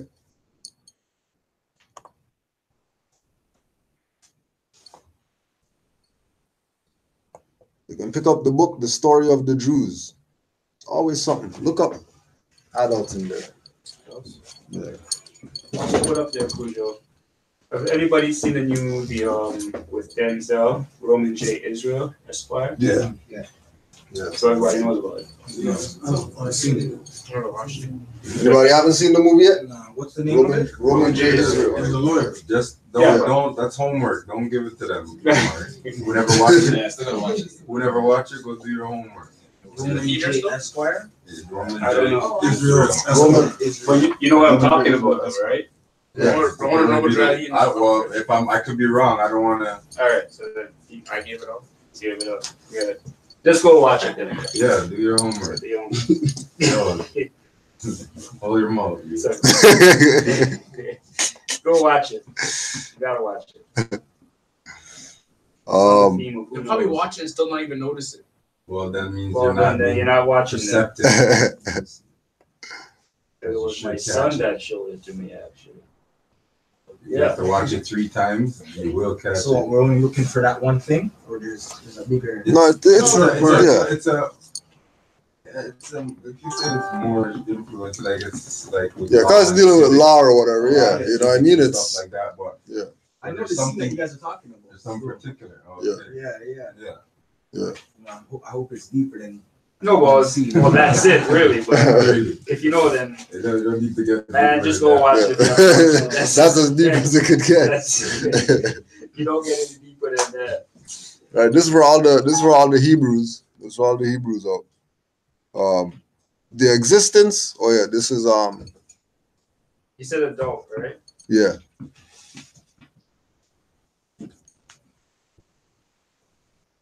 You got it? No, yeah. Okay. The existence of a temple of Yahweh in Upper Egypt means one of 2 things for our understanding of what Jews were like at this embryonic moment in their collective existence. Either they were pre-biblical, aware only of some of the legal codes of the Torah and some of the elements of the founding epic, but had not yet taken in Deuteronomy, the book written 2 centuries earlier, ostensibly the 120-year-old dying Moses' spoken legacy to the Israelites, which codified more rigorously the much looser and often contradictory injunctions of Leviticus. Or Elephantine Jews did have the Mosaic structures of Deuteronomy and perhaps even knew all about the reforms of Kings Hezekiah and his great-grandson Josiah, making the Jerusalem temple the sole place of sacrificial, ritual, and pilgrimage, but had no intention of surrendering to its monopoly. So the temple of Yahweh in Upper Egypt, that the Hebrews never talk about. If they talk about that, then you know that they're Egyptian. They're not Hebrew. They're not Israelite, none of that stuff. They're North African Moors. Just like we've been telling them that they're North African Moors. You got a thing there? Yeah, I do. Oh, shit. So just because we're talking about Yahweh and whatever, I figure we'll put this out there. Yo. Oh, there's two. There's civil law. Oh, shit. A male infant who has attained the age of 14. A female infant who has attained the age of 12. Wow. In common law, one who has attained the age of majority, generally 21 years, though in some states, women are legally adults at 18. You don't want adulterer. No. No, okay. So basically, an infant in civil law. Wow. I never read that before. So adult in civil law is an infant. A male infant or a female infant. Actually, wait. Let me read it again. Yeah. In civil law, a male infant who has attained the age of 14, a female infant who has attained the age of 12. So that's why when they say a woman matures faster than men. Yeah. It is. 12 females. All right. Now, this is also, remember they talk about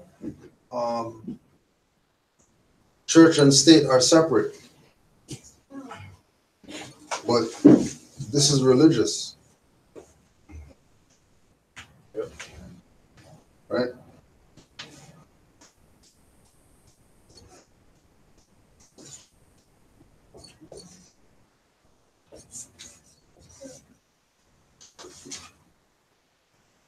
So when they start talking about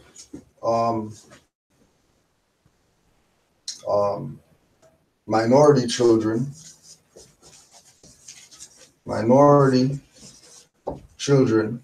in disenfranchised communities and gentrified communities and all that stuff, and then they say that they're youth up until, what they say, 14 to 29 is a youth. Yeah. You could be 29 and get a youth grant in Toronto.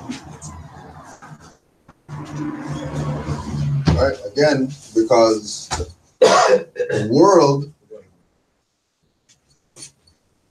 this is why Islam to Mantis Views 29, when we were beaten up on Taharka Bay with their right to travel BS, that we had the children driving tractors and all that, right? We had the children driving cars. We had the children driving whatever it is that had a steering wheel with no license. Why? Because they're already at the age of majority, right? They're already at that place where it's birthrights to them. It's not a privilege to them. But it was more saying it never had anything to do with age either. It had to do with maturity of the mind, right? And that too. If it doesn't, not an age. Not an age thing. It's about your maturity, ultimately. All right. Anybody got any more questions or comments or testimonials or whatever else?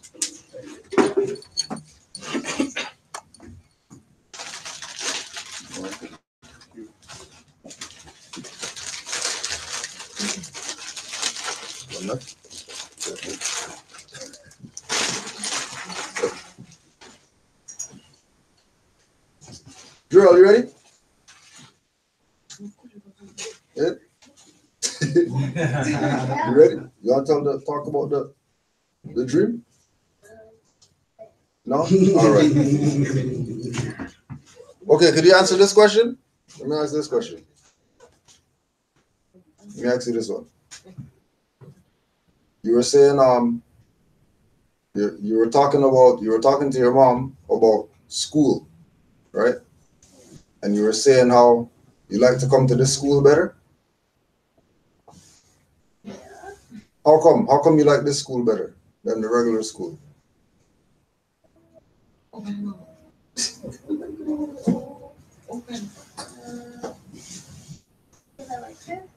Okay. But I just want to make sure that you said that this school is better than the other school, right? You did say that. All right. Thank you. Wow. Right. I was gonna ask him too. I don't see too many children in this school, but you still like this school. Yeah. Right. So they know what's up. They're on the way, and they want things for themselves. Right? They want things for themselves. So you need to step up and start providing so that they got something, because it's all about them. Brother Rob. Yes, it's off topic, but the NFL football, right? National Football League, they were talking about Cam Newton with his fez. Yeah. But they weren't calling it the fez. Yeah. So they had like 5 analysts holding red caps, as they say, in their hands. But they were telling you there was doing it. Right? I don't know if anybody caught that. They were holding it, they were wearing it. Yeah, no, they're holding it in their hands. Yeah, some of them were wearing it. Yeah. What I saw was like there was one Albion woman and the rest of the Moors in their hand, right? And they're going to explain to you why, though. Never do. Yeah. There was another you thing. You see it different places where you shouldn't be seeing it, quote unquote. You're starting to see it all over the place. Right? Yeah. A lot in sports now, though. Yeah, of course. NFL, basketball. The brimless hat. Yeah. The brimless hat. That's what they call it. The brimless hat. You know, I was telling you guys about the Chinese scam on internet, on YouTube. The Chinese scam, like there's a tea scam they have in China. Tea, like drinking tea? Yeah, like Chinese women will seek out foreigners and get them to go to a tea place, right, for money. And while they're walking in the square, you see flags like from here to Young Street, red flags. Yeah. And when you look good, you see red flag with a green star, all the way down, from the top all the way down. Yeah. In China. Wow. Yeah. But if you're not catching, if you're not looking, you're not going to catch it. Right. It's going to get the red flag. Yeah. The Moors flag is flying in China all the way. So you wonder, okay, what's going on there? Where's this at? In China. No, I mean, like, is it online or Yeah, what? it's on YouTube. Just look for Chinese tea scam. Yeah. You'll see it. Chinese Right there, tea scam. right there. Chinese tea So scam. they're showing like it's all over. It's not just here, it's all over the place.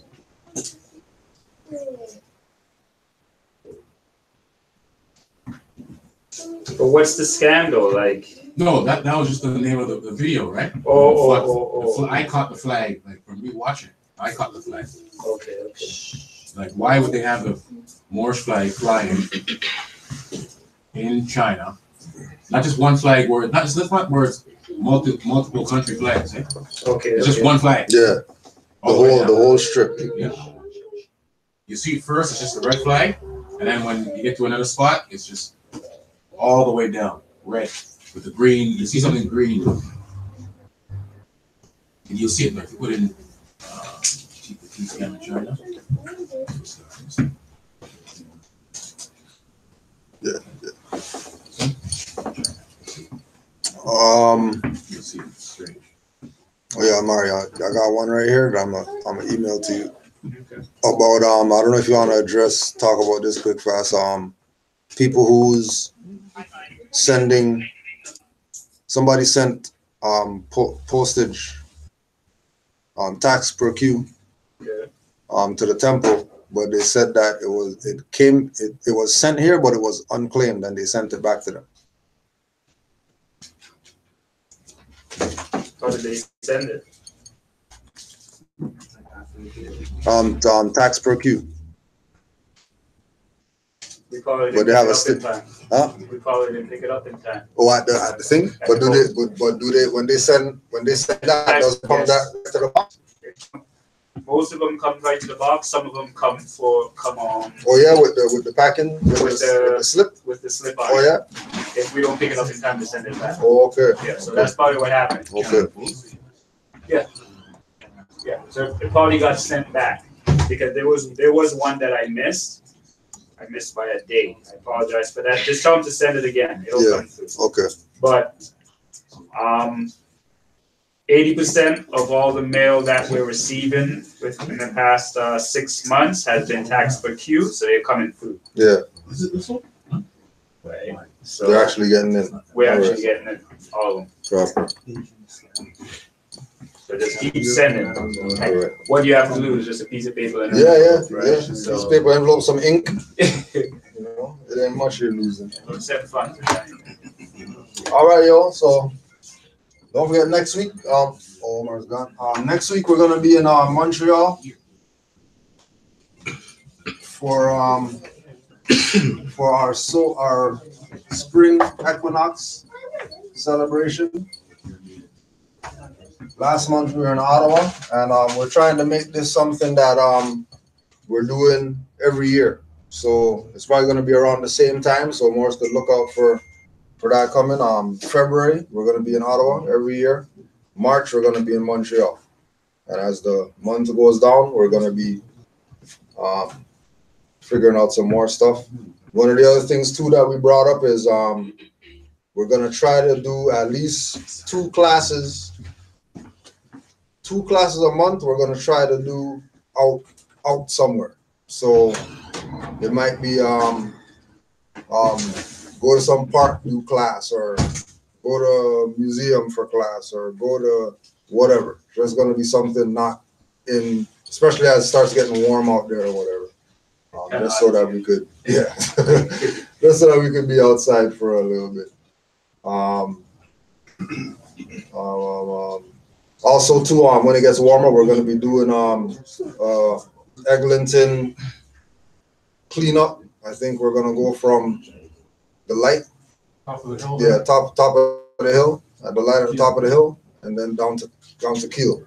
So we'll put the word out on when we're doing that again once the weather warms up, so that we can do our stuff.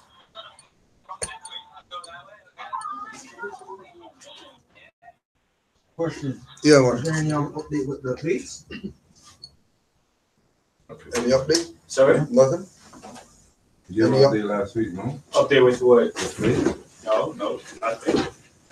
We're not gonna, I'm not speaking for the heads of the temple, but I'm speaking for the administrative part of it. We're not gonna be putting anything out there until all things in terms of how we're gonna administer it is down packed, because we honestly don't really know how we're gonna do it as well, but we do know we're gonna be doing it. Again, from the administrative part of everything, I'm not gonna start anything until we're ready. Personally, I'd say you can follow up with us in a month, and we will have we'll have further details. further details. And also too, Tez, with the Wednesdays. Yes. You wanna touch on that too? So probably every other Wednesday we'll be doing the build on the conference call. So if you're not on the email list, if you haven't gotten the email from me about it, just send me off to class or send me an email. Okay. I'll post those probably on the weekend, and I'll probably make a YouTube channel and post them. A little complicated, man. To add to what Tez just spoke on with his Wednesdays, classes on Fridays. I've been doing it for the past 2 months now. So what we're going to be doing classes on a 4-class interval. So we do 4 classes, and then we start again from 1 to 4. Start again 1 to 4. Every Friday, 7:30 until 10:30. Around there. But more or less what, again, this more or less speaks to the light of the right to travel as well too. We need to understand and understand exactly what we're doing before we go and do it, because again, it's going to be a huge bullseye on our backs when we do it. So the classes, what they're geared towards is geared towards understanding our statuses, our jurisdiction, understanding the constitutions, understanding what writs to write, understanding who to write the writs to, understanding why we're doing what we're doing. Each class will break down what needs to be broken down. And that's for the Friday classes. That's for the Friday classes. I understand. That's for the Mark, Friday. is there possible you could tape it? I work Friday. I know. Honestly, I do want to tape it, but I would rather everybody be there. We could build another time on it, but it's best that everybody's there. Like that's why I want to keep it. I want to keep it in the sense that it's a community thing. It's like it's more hands-on, like Yeah, like when we did it on Friday. Yeah, like freelance, whatever. Well, not necessarily freelance, like point for point. Yeah, right? yeah. It's like on a personal level that we're trying to do it. We could build on it outside of that, but we want to keep it. We want to keep it personal, if anything. Yeah, it's not like today's class. Yeah. Yeah. I could tape it, but it's. Okay, you have to put it on YouTube. You just buy another way or something. Like I said, I work the combo, I work those nights. Okay. Well, what I'm striving to do as well, in regards to myself working as well, is I'm striving to eliminate some days. Another day, maybe Saturday, with Friday and Saturday, but that would be perfect. Yeah, I know. A lot of Moors told me that, but Saturdays I work too. So, but yeah, I'm striving to get another day on hand, but we'll see. We'll see. But again, that's on Friday, 7:30 until 10:30. Come through. So why couldn't we build like that on sometimes on the Sunday classes too? So, well, we can, right? But that would extend Sunday into a long week. Well, not necessarily. Okay, you see okay. One reason why I'm structuring the classes like that is I'm structuring it basically how I study. When I'm studying, I'm using myself as an example. When I'm studying, I have like maybe 15 books with me. And I'm going through all those books and how we're doing it. Sunday class, we could do that, right? If Cujo could do it, but it's more or less, this is not that personal. I mean, we're all here, we want to get in, we want to get out. Fridays, again, we're here a little later than some, because it's Friday night, we could chill for a minute. I'm basically structuring it around the way I study. I have 15, 16, a whole bunch of books all around. Jump from one subject to the next subject. Whatever question you ask, we ask, and then we try and build on that, fix that question, start another question. But if anything, you study, and you get studying yourself with that. That's basically how we do it. And I remember, like again too, like what we were saying earlier, the learning curve isn't. The learning curve's going out there. Yeah. So, there's a lot that we have to get. There's a lot that we have to take in, and it's more than likely not going to be done on a 1 day or 2 days. You know what I mean? Like when you start talking, like if we say, for example,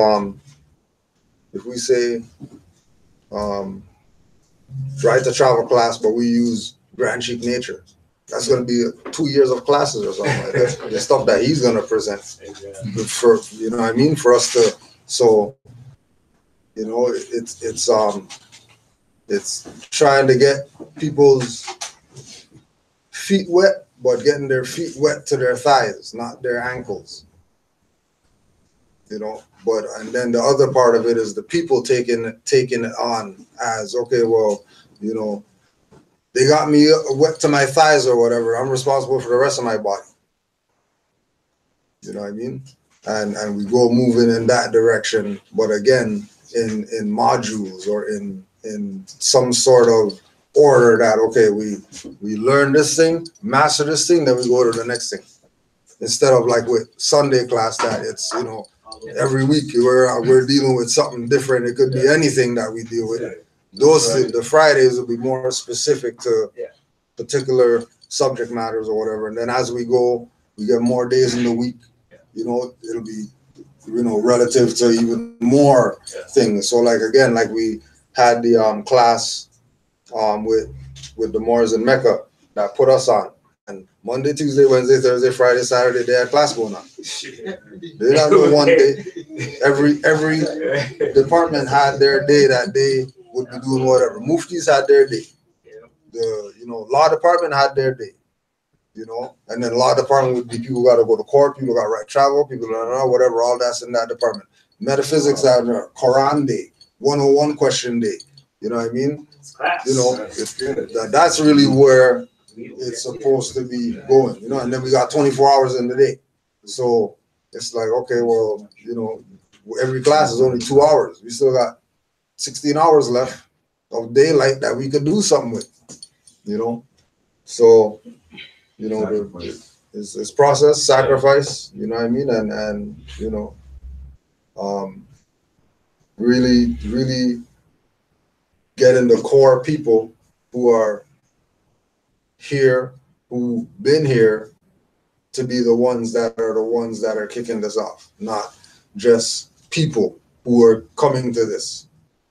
You know, just because they're here means that they're you know, oh well, yeah, they can be involved. Like, you know, there's a level of tolerance, there's a level of competency, there's a level of everything that has to be considered with the individuals coming in to this. You know, it has to be that the people see that it's their stuff. It can't be some stuff somebody's putting you on, or Temple's putting you on, or Amari's putting you on. It has to be, this is my knowledge that I got. You know what I mean? And once everybody has that knowledge, once everybody has that base, again, like we're saying, it's you know, we've been going since 08. They have more since the 80s that they've been teaching the same stuff. Just because, you know, people's perception of what this is isn't where it's supposed to be. There's so much other stuff that they got to deal with that deters them from this. Just life stuff. Forget dirty Moors, whoever else. Just life only stuff may have people miss 4 weeks of a class or whatever. You know what I mean? That's just how it goes. So we got to accommodate with everything, you know. And again, like you said, 4 classes, and then we go over again. So you squeeze your way in somehow. Yeah. You know, it might not be overnight, but you know, a couple of days we'll get this going on, right? Yeah, right. So you could just, again, you could try and do 4 weeks, and then, like for instance, the next class is going to be class number 3. If you want to arrange your time where you wait for 2 more classes and then you start again, start fresh from the first one, we're going to do that. First class is going to be talking about this, that, and that's it. Second class, that's it. Third, fourth, then we start all over again. Again, that's how I want to structure. That way we're not all over the place. Right. You know, it's a 4 class interval. Then boom, start again. Don't want to be talking about the same thing twice, but we just talk about it regardless. We'll review the last class, but we got to start talking on this, and that's it. Move forward.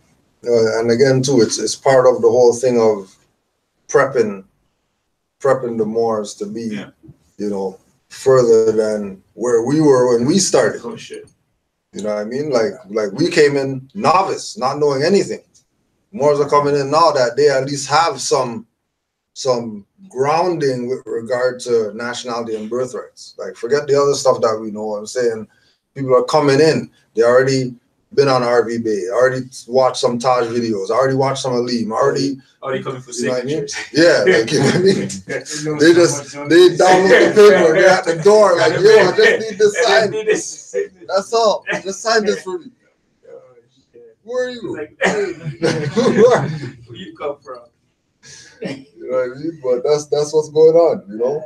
So again, even on that level, why it's so, you know, stop and go-ish. You know what I mean? Because, you know, you got people that's coming in and then 2 weeks later we found they're selling $5,000 for the paperwork we gave them for free and stuff like that. Then, you know, we need to pull back a little bit and, you know, let people go through the motions of, you know, trip over their own stuff and bust their own face a little bit, you know, before certain things happen.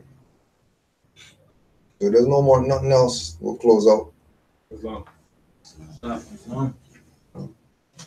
So every Friday. Yeah, 7:30. 7:30. I've made that commitment, and my empress has pushed that commitment on me. So I'm gonna do it. Which is very good. You don't get that for us. Yeah. She just wants me out the house. All right. So Islam to the Moors online. Islam to the chat muftis. See you all regulating them in there. 5 on the left, 2 on the right. Allah, the Father of the universe. Allah, the Father of the universe. Father of love. Father of love. Truth. Peace. Freedom. Freedom. And justice. Allah is my protector. Allah is my protector. My guide. And my salvation. By night. And by day.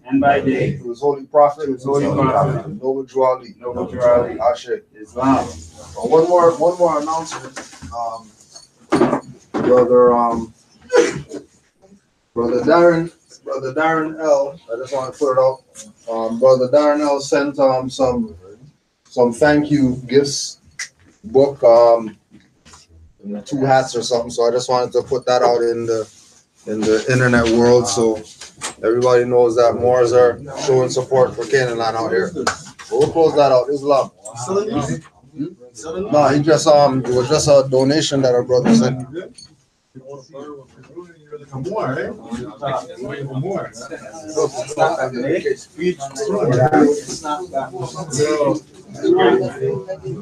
Peace, Moors. Islam. So Teza. You